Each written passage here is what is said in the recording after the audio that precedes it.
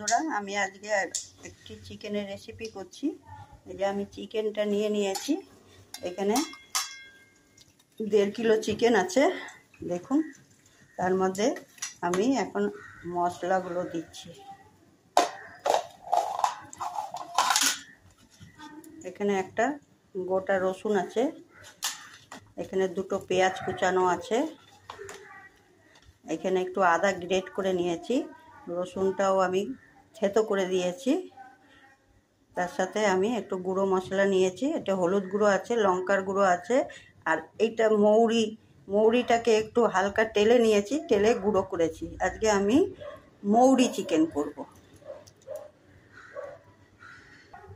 কড়াতে দেখুন তেল দিয়ে দিয়েছি, সর্ষের তেল। তার মধ্যে আমি একটু মৌরি আর তেজপাতা ফোড়ন দিয়েছি। এর মধ্যে আমি একটু পেঁয়াজ ভেজে রেখেছিলাম, এই ভাজা পেঁয়াজটা দিব।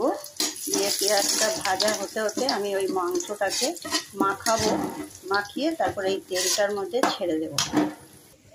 দেখুন, চিকেনটা সব দিয়ে মাখিয়ে নিয়েছি, ওর মধ্যে আমি একটু নুন দিয়েছি, তখন নুনটা দেইনি। নুনটা এখন মাখাবো না, ওর সাথেই কষাবো একসঙ্গে। কড়াতে আমি ঢেলে দিয়েছি, এরপরে এটা কষানো হলে আমি আবার দেখাচ্ছি। দেখুন, এটা আমার প্রায় কষানো হয়ে গেছে। এর মধ্যে আমি একটু টক দই দিব, তার সাথে আমি একটু মৌরির গুঁড়ো ওই টক দইয়ের সাথে মিশিয়ে দিব। যে টক দই নিয়েছি, টক দইয়ের সাথে আমি এই মৌরি গুঁড়োটা সাথে দিয়ে দিব, দিয়ে আবার আরেকটু কষাবো। দেখুন, আমার এটা কষানো হয়ে গেছে মৌরি চিকেনটা। এর মধ্যে আমি একটু বেরেস্তা মতন করে রেখেছি, অল্প, খুব বেরেস্তা না, একটু বেশি ভাজা, আর একটু মৌরির গুঁড়ো নিয়েছি। এখন এটা এর উপর দিয়ে ছড়িয়ে দেব।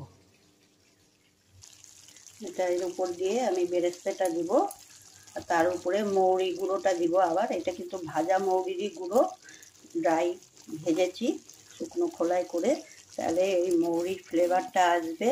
কেন আমি এটার মধ্যে কিন্তু গরম মশলা দিই নাই, গরম মশলা দিলে মৌরির ফ্লেভারটা থাকবে না। দেখুন, আমার মৌরি চিকেন, এর উপরে আমি আর একটু গার্নিশিংয়ের জন্য একটু বেরেস্তাটা ছড়িয়ে দিচ্ছি, দিলে খেতে ভালো লাগবে। আর লাস্টে যে ওই মৌরির গুঁড়োটা আর পেঁয়াজের বেরেস্তাটা দিলাম, এতে সেন্টটা খুব ভালো বেরাবে। আমার এটা কমপ্লিট হলো, দেখলাম। এরপরে দেখুন, এটাকে সাবস্ক্রাইব করবেন।